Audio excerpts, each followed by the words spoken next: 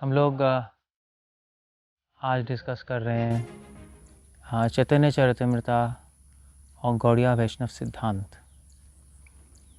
और ये टॉपिक मैं इसलिए लेके आया हूँ क्योंकि जैसे मैं डिस्कस कर रहा हूँ इतने लेक्चर में मैंने बताया भी कि अगर गौड़िया वैष्णव सिद्धांत का कोई आधार है, अगर किसी किताब ने हमें महाप्रभु का सिद्धांत या गौड़िया वैष्णव सिद्धांत या यूँ कह लीजिए गौड़िया वैष्णव थियोलॉजी हमें दी है तो वो चैतन्य चरितमृत है। इसका मतलब ये नहीं कि उससे पहले जो किताबें लिखी गई हैं मुरारी गुप्त जी के द्वारा, Vrindavan Das Thakur, so on and so on, उसमें सिद्धांत नहीं है मगर वो आपको निकालना पड़ेगा वहाँ से, उन लीलाओं से। मगर कृष्णाकर स्वामी ने उन्हीं सारे सिद्धांतों को निकाल के एक धागे में पिरो दिया और चैतन्य चरितमृता में लिख दिया। और स्पेसिफिकली दो चीज़ें जो चैतन्य चरितमृता में कृष्णा कविराज गोस्वामी ने जो हमें बताया, जो गौड़िया वैष्णव सिद्धांत का आधार है, इनफैक्ट तीन चीज़ें जो गौड़िया वैष्णव सिद्धांत का आधार है, वो उन्होंने चैतन्य चरितमृता के हर अध्याय, हर लीला में, पूरी किताब में वो चलता जा रहा है। तो वो क्या है? पहला सिद्धांत है हमारा गौड़िया वैष्णव सिद्धांत, अचिंत्य भेद अभेद तत्व। अब जीवा गोस्वामी ने अपने संदर्भों में इसकी चर्चा की, अचिंत्य भेद अभेद तत्व की। ऑफकोर्स जीवा गोस्वामी संदर्भों में महाप्रभु का सिद्धांत ही आगे रख रहे हैं, या बलदेव विद्याभूषण ने अपने वेदांत सूत्र कमेंट्री में गोविंद भाष्य में अचिंत्य भेद अभेद तत्व की चर्चा की है। मगर वो बहुत क्लिष्ट है। एक तो संस्कृत में है सब, और प्लस सिर्फ संस्कृत में ही नहीं, उसमें वो उन किताबों में न्याय है, शिक्षा है, व्याकरण है, साधारण आदमी के लिए इनएक्सेसिबल है, साधारण आदमी नहीं समझ सकता उसको। कृष्णदास कविराज गोस्वामी ने उसी सिद्धांत को बहुत सिंपल बंगाली में चैतन्य चरितमृता में रख दिया है। स्पेशली आदि लीला का जो फर्स्ट चैप्टर है, जो 14 श्लोक हैं, अगर आप पढ़ेंगे तो उसमें श्रीला प्रभुपाद अचिंत्य भेद अभेद तत्व की चर्चा कर रहे हैं। तो ये क्या है अचिंत्य भेद अभेद तत्व? वेल, शॉर्ट में अचिंत्य मतलब होता है जिसका चिंतन नहीं कर सकते। अब ये ध्यान रखने वाली बात है, अचिंत्य मतलब अनिर्वचनीय नहीं है। मायावादियों का सबसे फेवरेट शब्द है अनिर्वचनीय। अगर अनिर्वचनीय शब्द हटा दे मायावाद से तो मायावाद वहीं कोलैप्स हो जाएगा, ख़त्म हो जाएगा। क्योंकि मायावादियों के पास एक ही ढाला है अपने आप को बचाने के लिए, अनिर्वचनीय। अगर उनके सिद्धांत को समझ नहीं पाता कोई या कन्फ्यूजन आती है तो कहते हैं अनिर्वचनीय। अनिर्वचनीय मतलब शब्दों में नहीं बता सकते, चुप हो जाओ, shut up, sit down, close your eyes और मेडिटेट, और अपने आप समझ आ जाएगा। तो प्रैक्टिकली मायावाद का हर सिद्धांत, अगर आप मायावाद के हर सिद्धांत पे डिस्कशन करेंगे तो अंत का होगा इसी पे, अनिर्वचनीय पे। एंड में वो यही कह देंगे नहीं समझ सकते, अनिर्वचनीय। माया नहीं समझ सकता, अनिर्वचनीय। निराकार ब्रह्म नहीं समझ सकता, अनिर्वचनीय। सबको अनिर्वचनीय, आत्मा अनिर्वचनीय, संसार अनिर्वचनीय। मगर महाप्रभु ने हमारा सिद्धांत देखा अचिंत्य। अचिंत्य मतलब जिसका चिंतन नहीं कर सकते पूरी तरह। ये इंपॉर्टेंट है, पूरी तरह चिंतन नहीं हो सकता। वचनों में रख सकते हैं, शब्दों में रख सकते हैं, मगर चिंतन नहीं कर सकते पूरी तरह। जैसे फॉर एग्जांपल प्रेम को आप वचनों में रख सकते हो। कितने सारे कवियों ने संसारिक प्रेम पे पोइट्री बनाई है, शब्द ही तो हैं। ये चैतन्य चरितमृता में महाप्रभु और श्रीमती राधा रानी कृष्ण का प्रेम शब्दों में ही तो लिखा है। इतनी बड़ी बड़ी किताबें, गोविंद लीला अमृत, कृष्ण करनामृत, क्या है उसमें? जयदेव गोस्वामी के सॉन्ग्स हैं जो महाप्रभु गाते थे, शब्द ही तो हैं। मगर पूरी तरह प्रेम को समझना असंभव है, इसलिए अचिंत्य है। तो अचिंत्य भेद अभेद तत्व, एक तो ये। अब बात यह है कि अचिंत्य भेद अभेद, हमारे सिद्धांत के आपसे हर चीज में भेद अभेद है, हर वस्तु में। भगवान और इस संसार में भेद भी है और अभेद भी है। भेद इसलिए है क्योंकि भगवान अलग है, संसार अलग है। अभेद इसलिए है क्योंकि भगवान इस संसार का आधार है ब्रह्मणो ही प्रतिष्ठा अहम, आधार है। भेद इसलिए क्योंकि भगवान अपने धाम में रहते हैं, संसार यहाँ है। अभेद इसलिए क्योंकि भगवान और संसार में इतना घना संबंध है। क्यों? जैसे पेंटर और पेंटिंग में, एक पेंटर कहेगा ये पेंटिंग मैं ही हूँ, मैंने अपना पूरा खून पसीना मैंने अपने आप को इसमें डाल दिया। वह ऐसी संसार है, भगवान की पेंटिंग है, वो पेंटर है, ये क्रिएशन है, वो क्रिएटर है। तो संबंध इतना घना है, इसलिए अभेद है। जैसे मान लीजिए जो रिलायंस कंपनी का ओनर कहेगा मैं रिलायंस हूँ,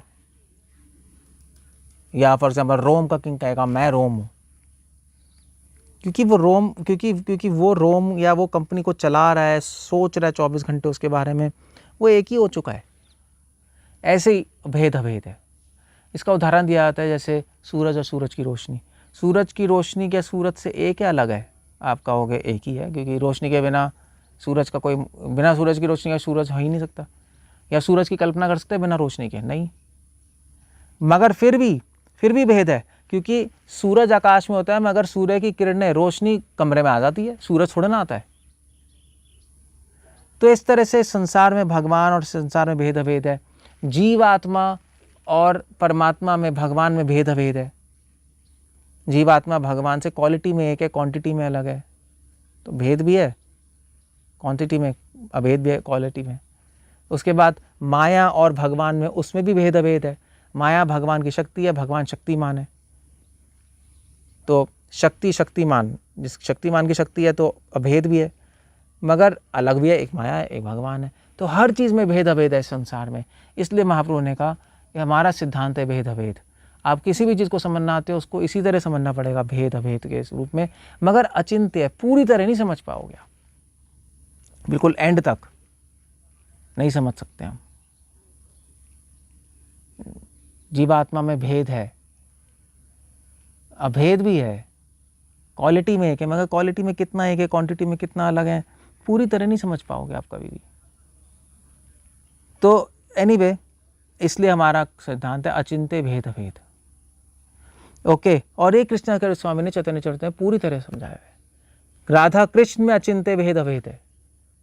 हमारा सब्जेक्ट मैटर तो राधा कृष्ण है ना, क्योंकि प्रेम है। भगवान के भक्तों और भगवान में भेद अभेद है, वो एक भी और अलग भी हैं।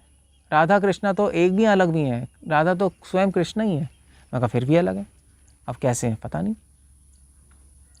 थोड़ा सा समझ सकते हो, मगर फिर अचिंत्य है। और चैतन्य महाप्रभु फिर से एक हो गए राधा कृष्णा, अब वो कैसे हो गए पता नहीं। एक होते भी फिर भी अलग हैं, राधा कृष्णा अलग होते भी फिर भी एक है। अब ये सब अचिंत्य है। ये सारी चर्चा कृष्णाचार्य स्वामी ने चैतन्य चरितामृत में की है। और दूसरा सिद्धांत तो चैतन्य चरितामृत में, हमारे गौड़िया वैष्णव सिद्धांत, कोई किताब चैतन्य चरितामृत पुष्टि करती है या एस्टैब्लिश करती है, वो है रागनों का भक्ति। अब ऐसे हम रागनों का भक्ति की ज़्यादा बात करते नहीं, वैदिक भक्ति प्रभुपाद ने कहा इम्पॉर्टेंट है, मगर एक्चुअली चैतन्य चरितामृत रागनों का भक्ति की बात करती है। चैतन्य में लिखा है रागनों का भक्ति से ही ब्रजेंद्र नंदन की प्राप्ति होती है, गोलोक वृंदावन कृष्णा की। मगर वहाँ तक पहुँचना कैसे है, वो वैदिक भक्ति के द्वारा है। तो चैतन्य चरितामृत वैदिक भक्ति की बात भी करती है। रूप सनातन शिक्षा में महाप्रभु ने बताया कैसे वैदिक भक्ति करनी है, वैदिक भक्ति करते करते कैसे रागनों का भक्ति में पहुँचोगे। तो सारी चर्चा चैतन्य चरितामृत में। और रूपा गोस्वामी ने भक्ति रसम सिंधु में रागनों का भक्ति की चर्चा की है, विश्वनाथ ठाकुर ने भी की है, और वैदिक भक्ति की भी चर्चा है इन किताबों में। कैसे जाना है वो भी है, सब कुछ है, मगर क्लिष्ट है।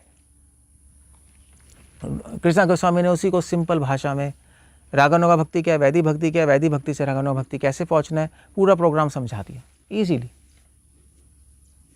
और फिर उसके बाद तीसरी चीज़ है चैतन्य चरितामृत की जो कंट्रीब्यूशन है गौड़िया वैष्णव फिलॉसफी को, वह है पराकीय भाव। पराकीय भाव हमारी गोस्वामी की किताबों में पराकीय भाव है, हमारी सिद्धांत यही है। मगर जिस तरह चैतन्य चरितामृत पराकीय भाव को लेके आई है सामने, अपने ऑडियंसेस के सामने, भक्तों के सामने, वो अनपैरेलल्ड है। वो क्या कहेंगे कैसे कहेंगे असमुद्र है। असमुद्र तो थोड़ा मुश्किल शब्द हो गया, उसको कोई पैरेलल नहीं है। वो इस तरह से इतनी सुंदर तरीके से पराकीय भाव को उन्होंने उन्होंने प्रेजेंट किया है कि अपने अंत्य लीला में स्पेसिफिकली जब मैंने डिस्कस किया, जो महाप्रभु के पास टाइम्स हैं, जो उनकी लीलाएं हैं, जो उनके एक्सेटिक मैनिफेस्टेशन, जो प्रेम विरह है, उसमें पराकीय भाव, राधा रानी का भाव प्रकट किया है। राधा रानी का प्रेम और राधा रानी का भाव, और उसमें भी पराकीय भाव, उसमें भी महाभाव, वो महाप्रभु के द्वारा उनके जो चैतन्य महाप्रभु सॉन्ग्स गाते थे स्वरूप दामोदर के साथ, रघुरामन राय के साथ गंभीरा में, वो सारे नोट किए हुए हैं। कृष्णा के स्वामी नहीं होते तो वो सब खो जाते। पराकीय भाव की चर्चा तो है रूपा गोस्वामी के किताबों में, रघुनाथ गोस्वामी की किताबों में, मगर उनके शब्दों में, चैतन्य चरितामृत में महाप्रभु के ही शब्दों में वो पराकीय भाव प्रकट किए गए हैं और उनके सॉन्ग्स के रूप में। Now that's very unique. Okay, और चौथी चीज़ जो चैतन्य चरितामृत कर रही है कि सहेजिज्म को पूरी तरह काट रही है। ऑफकोर्स सहेजिया लोग भी इस चैतन्य चरितामृत पढ़ते हैं, समझते हैं, गाते भी हैं, सुनते भी हैं, ऋणंती याद भी करते हैं, मगर चैतन्य चरितामृत अगर कोई ध्यान से पढ़े शुद्ध भक्तों के साथ, तो हर स्टेप पे सहेजिज्म को काटा हुआ है। जैसे उदाहरण के लिए मैंने बताया था मध्य लीला में वो अध्याय आता है क्लिनजिंग ऑफ गुंडिचा मंदिर को साफ करना। वो वैदिक भक्ति है, प्रयास से अपने हृदय को साफ करो। फिर उसके बाद नेक्स्ट चैप्टर आता है क्लिनजिंग ऑफ गुंडिचा मंदिर के बाद आता है लॉर्ड डांसिंग इन रथ यात्रा फेस्टिवल। रथ यात्रा में महाप्रभु नाच रहे हैं और क्या कर रहे हैं, हे जगन्नाथ कृपा कीजिए, कृपा। और जब ये दोनों मिक्स होता है तब राग आता है। तो ये सारी की सारी चीज़ें चैतन्य चरितामृत एक्सप्लेन्ड है। चैतन्य चरितामृत ये सारे सिद्धांत हमारे सामने सरल रूप से रख रही है, और सरल ही नहीं, रसिक रूप से हमारे सामने सारे सिद्धांत लाई है, गौड़िया वैष्णव सिद्धांत।